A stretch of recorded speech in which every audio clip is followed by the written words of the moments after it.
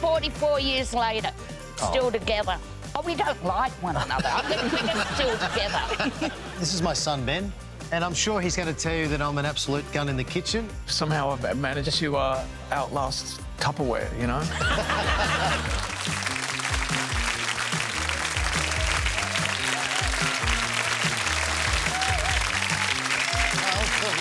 Welcome to the House of Wellness. Here is the one and only Mr. Shane Crawford. Oh, well, thank you so much, Mel. It's great to see you. Melissa Doyle. Oh, look at us. We're so good at it.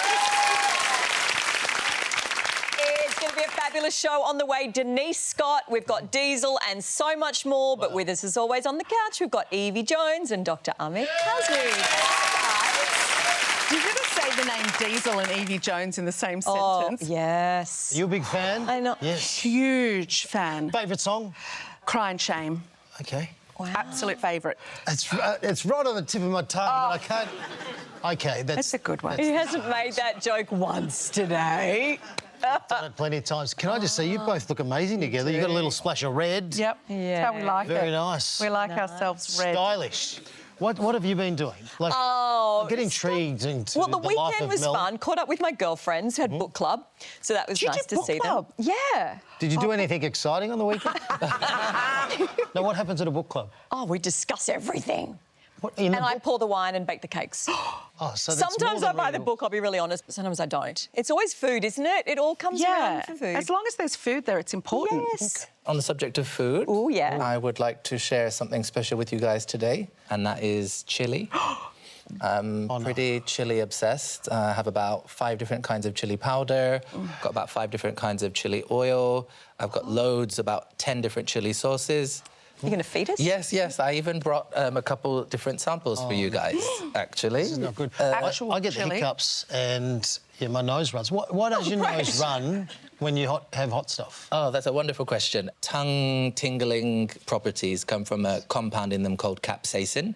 And it's highly irritant. And the interesting thing about capsaicin is it doesn't actually stimulate taste buds.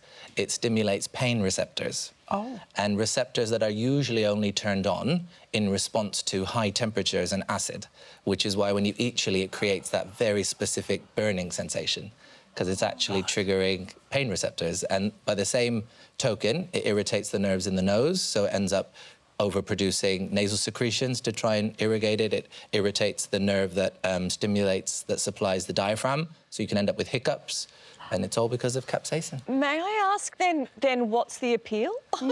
Well, people like pain. That's the reality. I mean, people pay for pain, don't they? Don't they, Prof? Every time I eat chili, I eat chili chips and I eat them until I can't handle it anymore, and then I get euphoria. Exactly, and that's because of endorphin release. So actually, after the way of the body trying to calm itself after pain or injury is with the release of nice chemicals that make us feel relaxed or good, which is why after eating chilies, many people feel relaxed or happy. But yeah. What is there health benefits to eating chili? Lots. There is some data that shows it can help lower cardiovascular risk. It's anti-inflammatory, might help with some autoimmune disorders, can help as an antimicrobial or antiseptic agent. So lots of benefits, but we haven't quite worked out how to harness that medicinally yet. These are my gifts for you. Oh, they're all for all I of brought us? some chili products. Yes. This is called Spicy Evenings. Clever! And it's just chili oil, really light. It's just a light Tuscan tongue tingler. So very mild. You can use it for cooking or to dip bread in. That's for you. And then just going up a little higher on the heat scale is Doyle on the boil. And this is actually a special kind of pickle from the subcontinent called achar. And so everyone calls it chutney, which drives people mad. But so chutney isn't pickled and doesn't last, whereas achar is. It's pickled and it lasts. And you can achar anything. So there's carrot achar, which is my favourite, chili achar. Mango is probably the most popular in the Western world, but this is for you. Thank you. Doyle on the boil, chili achar. Love it. And then the hottest one. Straight from the West Indies. What? Where they play the best cricket. They do. This is for you. They used to. And it's called Hot, Hot Shane, because I've been told when you were young, you were very hot. There you go. Wow. And I brought some paper napkins Yeah, we'll in need case Are we going to sample? for your eyes or your mouth or the other I'm a end. bit nervous. This is going to be... This is not going to be good. So I want to know, because I Tell openly me. say I'm a wuss, right? So Yes. how can some people It's not your fault. tolerate it? I know. Do you remember I said capsaicin is the irritant and it stimulates a pain receptor? Yep. So how many of those pain receptors you have and what their threshold is for being triggered varies quite a lot from person to person. So that's why some people, the first hint of anything and it's really hot, others can tolerate much higher. Yep. And the other one is there is a degree of tolerance that you can build. Are we going to try them or not? Yes, I no, thought we we were are. going to build up to that, but go for it. Let's go Yeah, go straight for it. forward. Come on, guys. Crawl, crawl, crawl, crawl, crawl, crawl, crawl. Have we got one? So what does he need to have at this moment? Does anyone know how you undo the burn of chili? Whiskey. Dairy, yes. Oh, no, I like I love the whiskey, fact that that's said better. whiskey, but no, not whiskey. Do we have any milk? Oil also works very well because, interestingly, water doesn't help with chili burn because capsaicin is not water soluble; it's oil soluble. That's hot too. Oh, that's Wow. mild. Would you like to try Doyle on the boil? Yes. Yeah. And what about your kids? When or have you Yeah, started so- oh, yes. introducing them? Here, you could try a little bit of Doyle on the boil. There isn't huge. Oh, look at that. Oh, Troy. There's not huge consensus, medically informed consensus on this, but generally, as a rule of thumb, we'd say under 12 months, no chili. Okay. And then 12 to 24 months, you can start introducing very mild, small amounts. So your son, has he started? Yes. Yeah, so the 14-month-old had chili paneer for the first time. What did he think? He loved it, actually. I feel like I need to get in there early to Yeah. get his heat tolerance in. And, after 2 to 3 years, most of the time, kids can start to build up their chili tolerance. That is beautiful. See? Is it? Oh, you should have a try this one. Beautiful. With let them try eggs this one, or Evie. curry Oh my or... God, can I have one of these? Please, little- do you mind? I'm not You re-gifting. can have my I'm Doyle on just- the boil. Don't think Mel's going to eat this. Yeah, Okay. I will be crying. I'll have this. Mel's being a party pooper. That's what we call If I that. leave no legacy on the show other than this, I'll be very happy. Give chili a try, guys. After the break, we're going to go from spicy to Scotty comedian. Denise Scott is popping by for a laugh.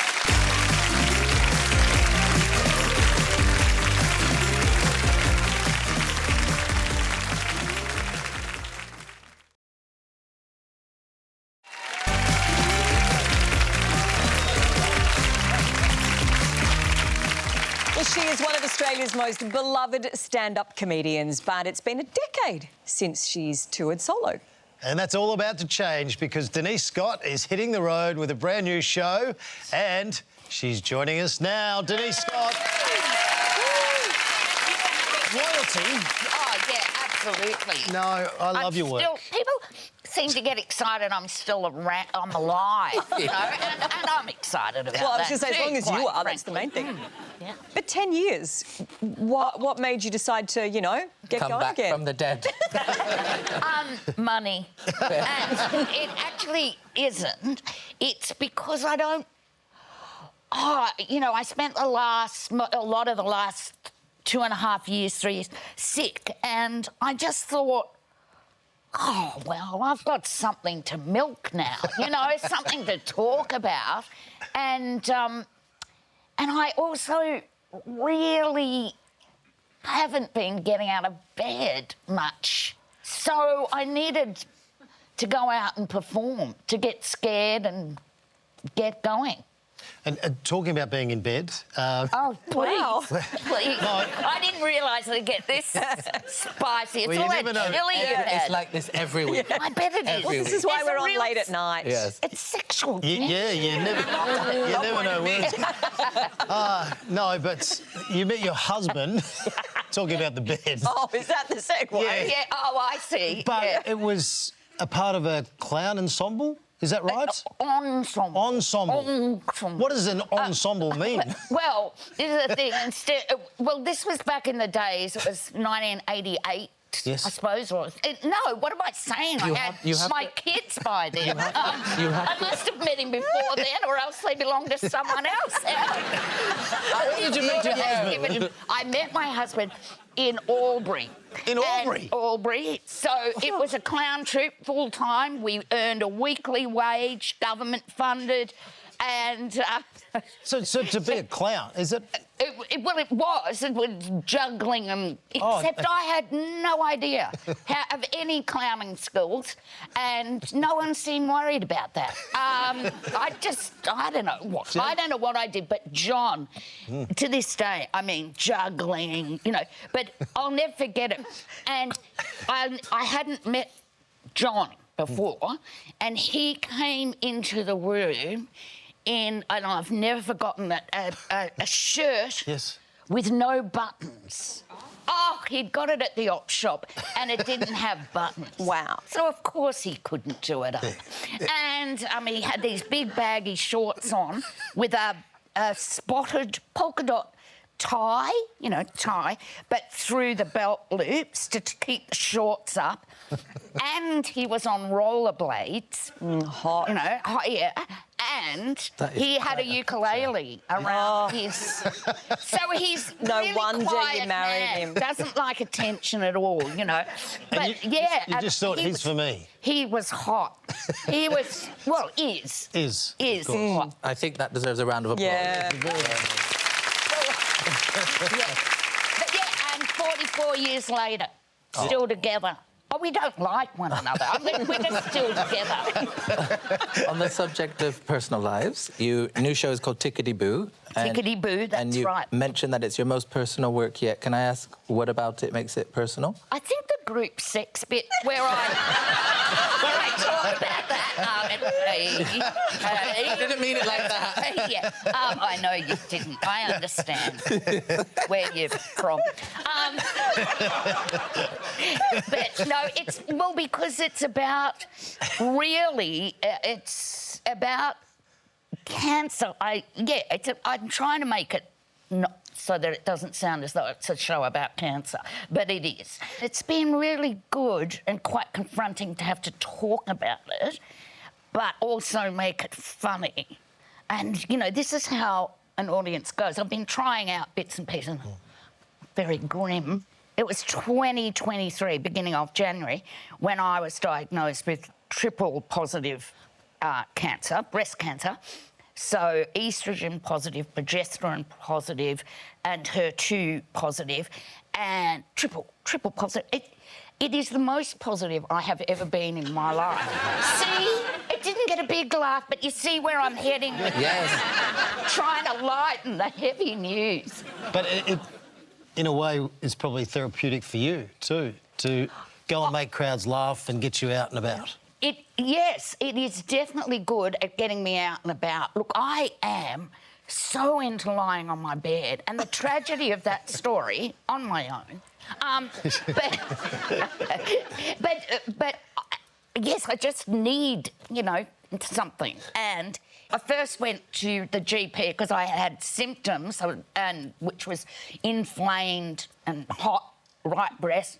And I was really scared. I knew it was bad. And so our family doctor, it takes 3 months to get to see her, 3 months. And John had an appointment, John, my partner, he had an appointment booked for the next day. And I said, John, I have to take your appointment. And he went, yeah, it was a general checkup. Yeah, of course. And he said, I'll go with you. And I'm like, yeah, but as long as you understand, John, this is my appointment now. It's not a shared appointment. It's my appointment. And John, ukulele, rollerblading John, is saying, of course it is, of course. And then we're in the waiting room, and he said, look, I'll come in with you, because it might be heavy. And I said, OK, as long as you understand that it's my appointment, not a shared appointment. So we get in there, sit down. The doctor said, so, Denise, what's happening? And John leant right across in front of me and said, could you just have a look at the polyp in my ear? I think it's getting bigger. And anyway, I didn't mention it for about a year, I reckon. I was so angry. And I'm saying, I said, why did you do that? He said, well, I was scared of going deaf. And I said, well, I was scared of dying with, cancer. Who wins, John? Who wins this argument?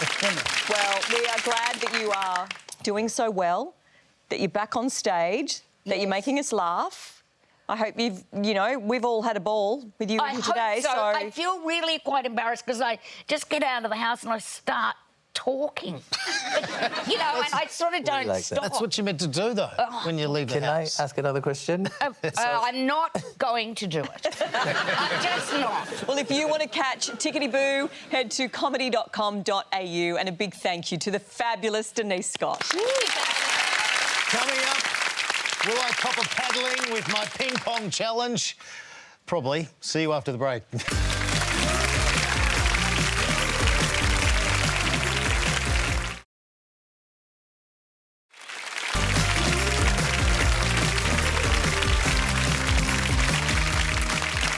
It's time for me to take on the best of the bests, so let's do it.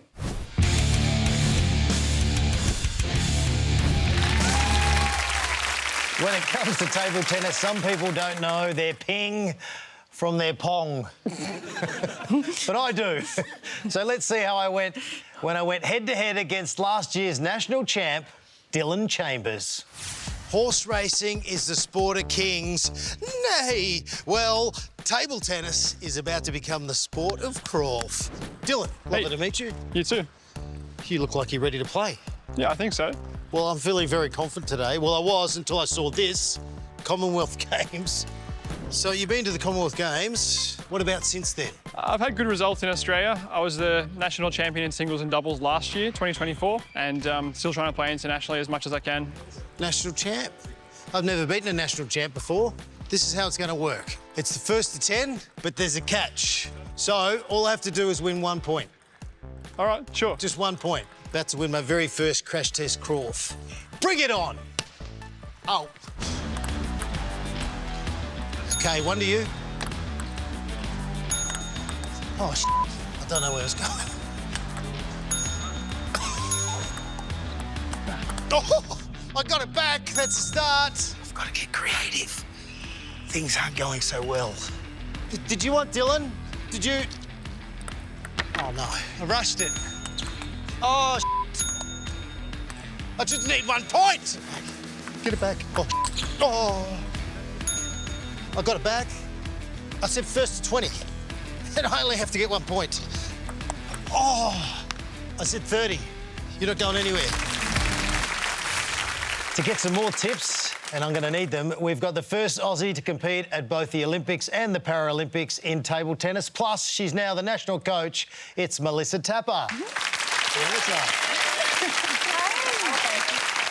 Yeah, how do you think Crawf went? Not one. No, I'm a little disappointed. We're always looking for new talent, but maybe you should stick to Dancing with the Stars. Yeah. Well, I didn't do too well there either, so no, you're really rubbing it in. Now, Dylan started when he was 2. What about yourself? What about your journey? Yeah, well, you definitely need to be on the younger side getting into sport, but I was definitely a bit later than Dill. I was 8 years old. The first time I ever touched a bat was in our holiday house, and my parents brought my siblings and I a table, but I never actually got to play that much because I wasn't good enough to play against them, apparently. So my life goal, you could have said, was to show them that I could be better. So I set out to do that. Look at you now. Yeah. In their faces. Yeah, I know. But how do you go from taking it from a hobby, something that you love, to then into your career? When you first start something, you find a lot of enjoyment and you kind of catch a bit of a bug for it. But when I ended up realising that there's an opportunity to go to an Olympics, a Commonwealth Games, to be able to travel overseas, I think that's kind of what spurred it on, and ended up moving out of home. So I moved 3.5 hours away from my parents before I'd even turned 15, and lived with my older sister, and then sort of took on the opportunities to try and become better and set the aim of making an Olympics. Well, what kind of sacrifices? I mean, I know you had to move far away from home at such a young age, but what other sacrifices do you have to make to become an elite, to get to that elite level?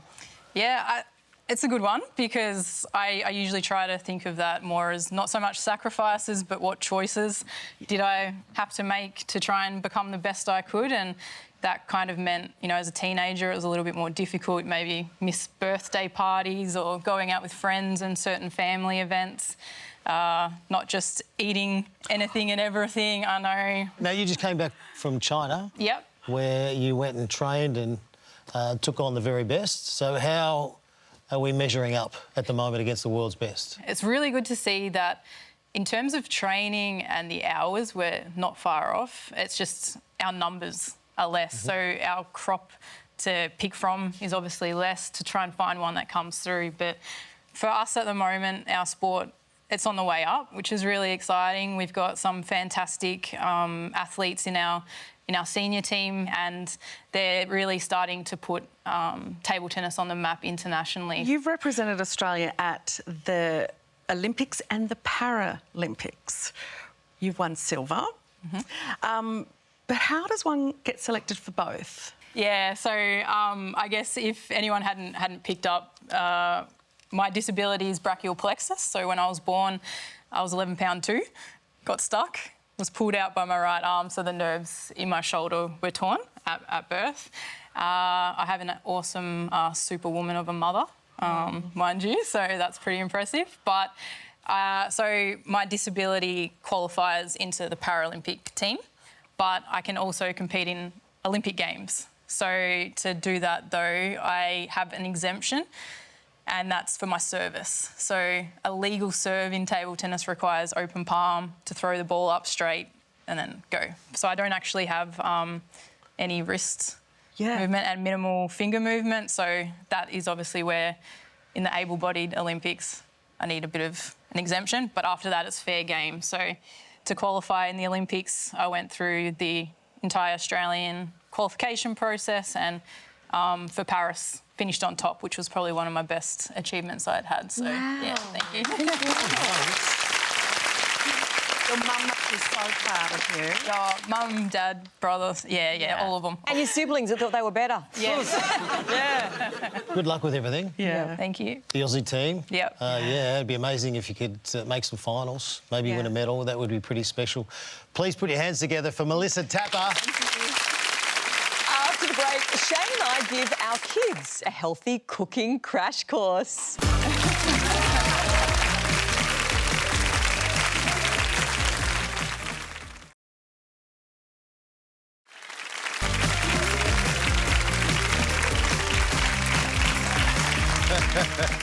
We are here in the kitchen to talk about healthy cooking, because when I went away recently, I'm really sorry just to out you, but my daughter Talia pretty much survived on butter chicken from a packet. Am I right? Not every night, not every night. Most nights. Talia, tell me about your mother's cooking. Is she a big one in the kitchen? What's her best meal? It's always edible. How about yourself? And, well, this is my son, Ben. And, Benny, let's get around him.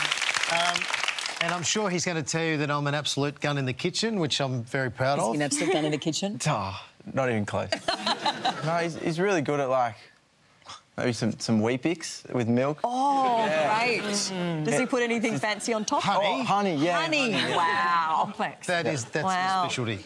To help us understand the importance of getting young Aussies like these two cooking their own healthy food, we've got nutritionist Edwina Ekins. Yay! Well, this is really good, because we actually want to talk about when kids leave home, how do we make sure that they eat properly and don't just do, you know, dial up dinner and get it delivered? Because I don't know about you guys, but I wasn't eating the best. Uber Eats is a real hit these days. Yeah. So one of my suggestions is don't give them any money, because then they can't afford Uber Eats. No. So ideally, we are starting at a younger age, and we are teaching them everything and anything about food. So that could be literally coming to the supermarket with you, it could be writing a shopping list, it could be shopping, just participating in any part of it is a way to get them going. And ideally, I'd like you guys to be cooking for your families once a week. To be honest, Ben does cook for me every now and then, and he teaches himself, and sometimes it doesn't work, but I'm proud of him because he has a bit of a go. Yeah, that's the idea. Experimenting is how you learn. So it's very hard to just leave home and suddenly be able to cook. Because I'll be honest, I went to uni and I think I lived on 2-minute noodles for the best part of 3 years, because A, that was all I could afford, and B, it was obviously quick, 2 minutes. So how do we teach the kids what has to be in a meal? What are the things that they need to have? So what we're trying to do for each meal is have a balance of both our carbohydrate foods, so our energy-dense carbohydrate foods, our protein foods, chicken, beef, eggs, and half a plate of vegetables. So you can see when we're talking about 2-minute noodles, we are only talking about this carbohydrate portion and not necessarily very good quality. What are we going to do tonight then? So we're going to do a power soba noodle bowl as an alternative to 2-minute noodles. So just explaining what we have here. We have a carbohydrate base, which is the soba noodles. We have our chicken, which is protein, but that can be substituted for any protein. And then we have a large array of colourful vegetables that all have their own unique nutritional property.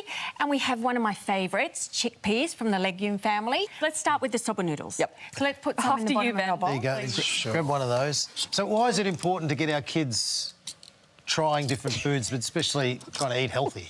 Yeah, so the idea is if we give them the nutritional knowledge and the practical skills, we're transferring the ownership of, healthy food from parents to the child, so that when they leave home, they actually know what to do.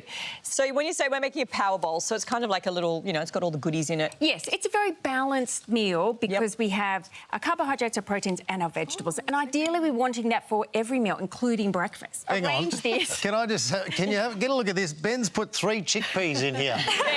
What are you doing? Talia has Get put it adventurous, in. boy.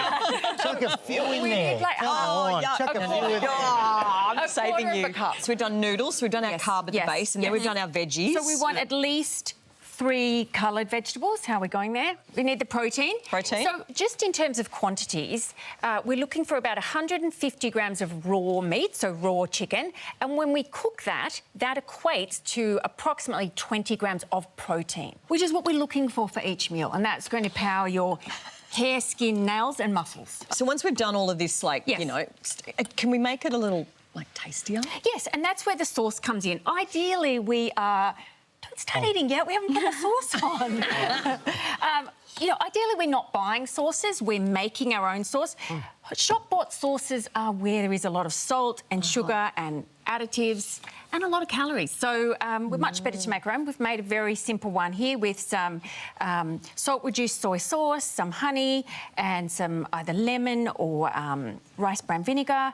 And you have the option of putting chilli or some sesame oil as well. So that's the sauce that goes on top. Oh, that sounds tasty. And then you just mix it all in. Is that it? Mix it all in. Okay, come on, Talia. Let's do it. Come on, Ben. And you can have this hot or cold. Soba noodles, just explaining the difference between those and 2-minute noodles, are made from buckwheat flour, which is much higher in fibre and protein, whereas 2-minute noodles are made of a processed wheat flour.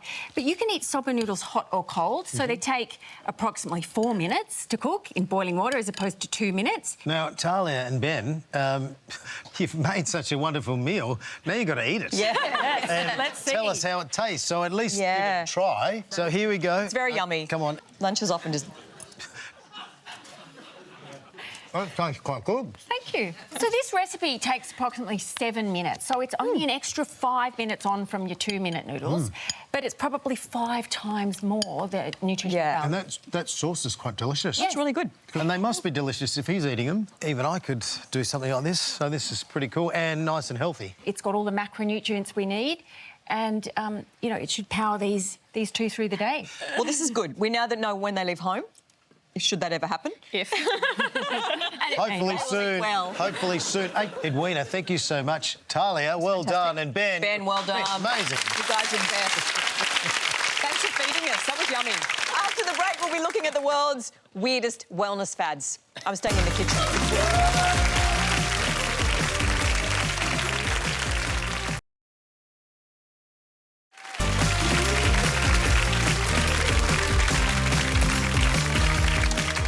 It's now time for my favourite segment.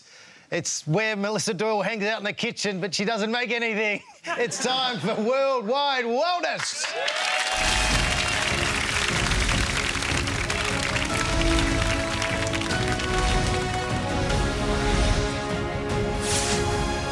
Good evening. Previously on Worldwide Wellness, I introduced you to crying with handsome weeping boys in Japan. But the Americans have gone one better with crying alone on your lunch break. Introducing the Sob Parlour, where busy New Yorkers on the go who want to have a hearty cry can pop into an environment specifically tailored to fire up their waterworks. Aftercare involves facial rollers and eye masks to soothe your puffy face post-sob. Say that 3 times. I love it. I reckon it sounds like the perfect place for a bit of good old-fashioned melodrama. And, of course, if you can't make it in, you can always just call a wambulance. All right, let's check in with our Kiwi neighbours who are making waves internationally with their sheep placenta facials. Yeah, the placenta cream claims to have anti-ageing benefits, has become a super popular export to Asian markets. But unlike Russell Crowe, Crowded House and Pavlova, this is one thing from New Zealand we will not be stealing. And just a word of warning, make sure the cream is clearly labelled before popping it in the fridge. That was the worst slice of toast I've ever eaten. Finally, brace yourself because we're off to Japan for the therapy known as otomaki, or adult wrapping.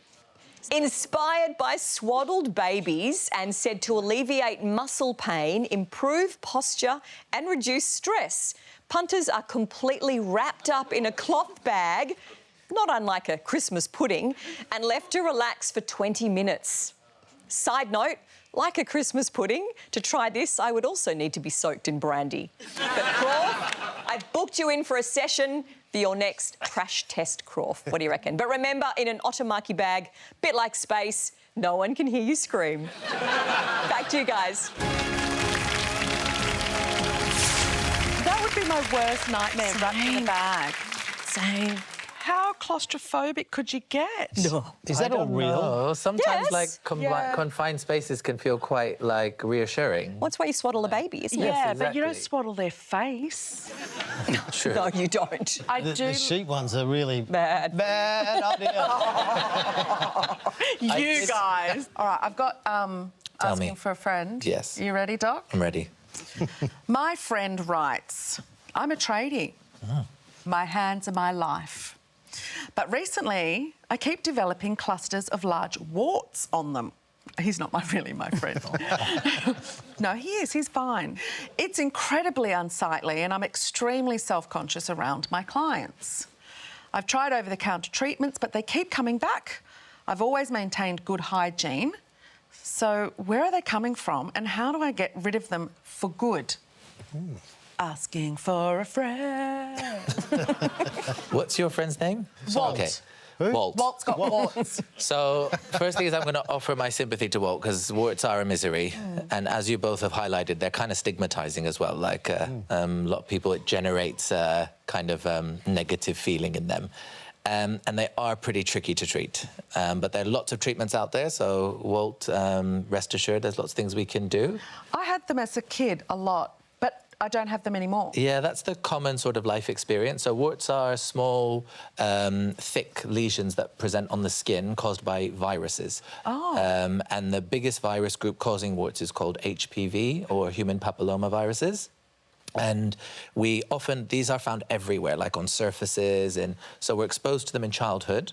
And our immune system starts to recognise them and clear them more quickly when we encounter them later in life, which is why you see so many warts in that childhood period and then less as you get older. Wow. Well, why has my old mate just got them? Yeah, so there's a few reasons for that. Walt may have the warts. So he mentions that he's a tradie. Yeah. And warts exhibit a phenomena called Kerbener phenomena, which is where if there's an injury to skin, you're more likely to have that problem in the injury. So people that have manual jobs, people that pick their cuticles, people that bite their nails, if there is a wart virus in the area, it's much more likely to spread and linger. So I think that's probably one of the reasons why he's so affected. And do you touch things to get it? Correct, yeah. So usually it's from either direct contact or even contact from surfaces, which is why the classic tale of picking one up at the swimming pool from walking on the floor is actually probably true. So what do you do about them? So you've got a couple of options. The main sort of logic, the thought process behind trying to treat them boils down to trying to break up the excessive skin, kill some of the viral material, but also try and wake up the immune system to recognise the virus, to help clear them. So all our treatments sort of follow those parameters. So the most common one is probably salicylic acid or other types of acids to break up the hard skin, dissolve some of those cells and exteriorize some of the viral particles. There's a whole raft of treatments that involve waking up the immune system. So, and then the good old-fashioned, what we call ablative or destructive therapies, which is where we use physical means to kill cells and break up hard skin, like liquid nitrogen that you get from the GP with the in the cryotherapy pen. That can be helpful. So zinc supplements orally have been shown to help a bit. Vitamin D has been shown to help a bit.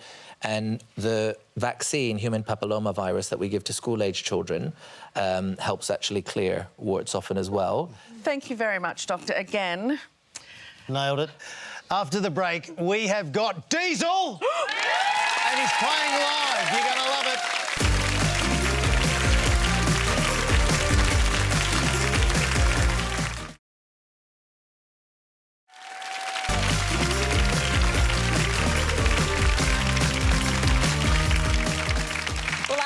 Guest is a singer-songwriter who has been rocking the Aussie music scene for decades, clocking up half a dozen arias and hit after hit along the way. Would you please give it up for Diesel?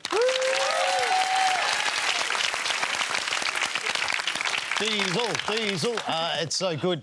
You're on the road again, but it's with a bit of a twist. Yeah, I'm doing it by request thing, and it sort of dawned on me that I hadn't really addressed the audience in a way of kind of like finding that sweet spot of as far as like what actually do you want to hear. But in this case, they've been able to give me some hints before I get on stage, so I've actually got factual things about what people want to hear, and it's not just my songs. There's, you know, anything from I Only Have Eyes for You, which I think was written in 1928, I think, to like a Rihanna song or something, you know. So it spans a lot of, like my musical taste is pretty diverse. Did that surprise you, those ones? Or were you I mean, you've got 18 albums. Yeah, but it's nice to see that my music fans like a lot of the same music that I like, you know, which is kind of, shouldn't be surprising, I suppose, but yeah, they like a lot of the same stuff. Now, you've got a big fan right next to you, and I fear for your life. Sorry, I'm sorry, but I am. Evie's a massive fan. Well, I'm glad you're still a fan.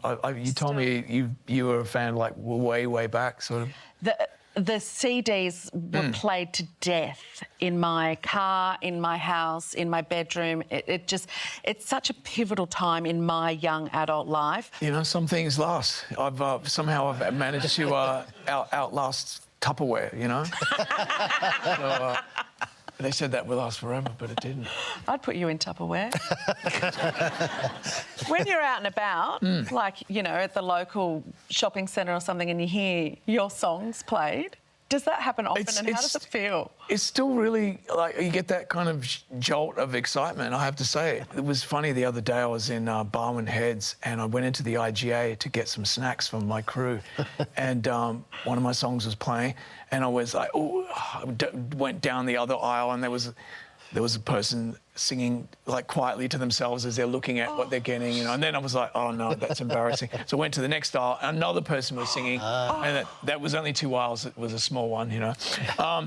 And I just thought, what do I do? And then I realised they don't even know it's me, so it's great. I can just like kind of vicariously like observe this whole thing going on, and then check out, and it's like no one even knew. You also share a lot about your anxiety, your journey with anxiety. You call it slaying the dragon? Well, yeah, I mean, you know, it's kind of like never slayed, really, but yeah. But sort of looking at it and recognising it, I think is something that I've been able to do. I think, you know, when I think back about it, I was probably having these kind of panic attacks or whatever you want to call them, probably at the age of like 5 or 6, you know, that's the early recollection, but I didn't know what it was called at that point. No one does.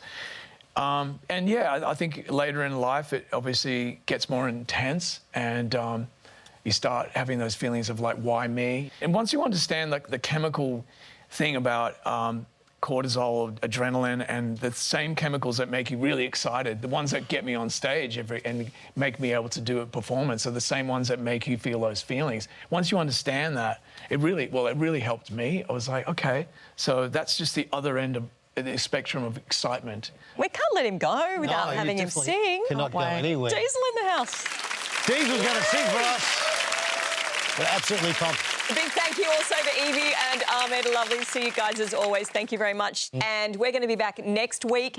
Diesel's By Request tour continues in January. Yep. Head to Diesel Music for all the details. But now, here he is with Tip of My Tongue. Yeah!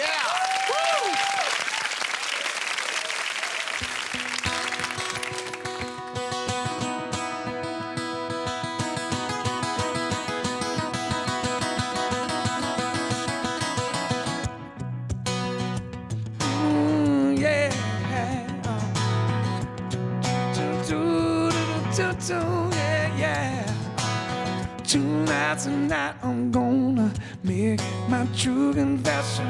I got my courage up, there's nothing that can keep me down. My words get tangled up in good intentions, but I know what my heart wants to say. Yeah, hey, hey.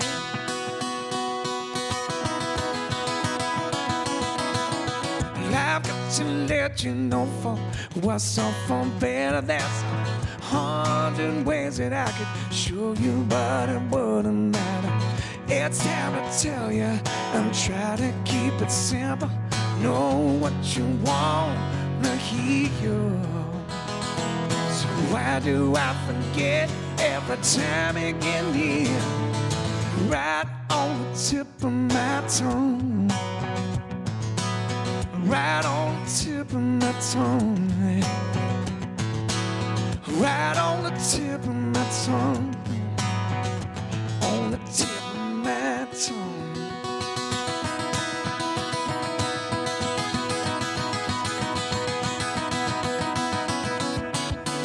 Look in my eyes and tell me, what do you see? There's a message that I'm sending, and I hope you receive. Words get tangled up in good intentions. You know what my heart wants to say, yeah. You know what my heart's trying to say, yeah. Right on the tip of my tongue, yeah. Right on the tip of my, tip of my, tip of my. Right on the tip of my tongue, yeah. Sweet little words I wanna say. You never know if you walk away.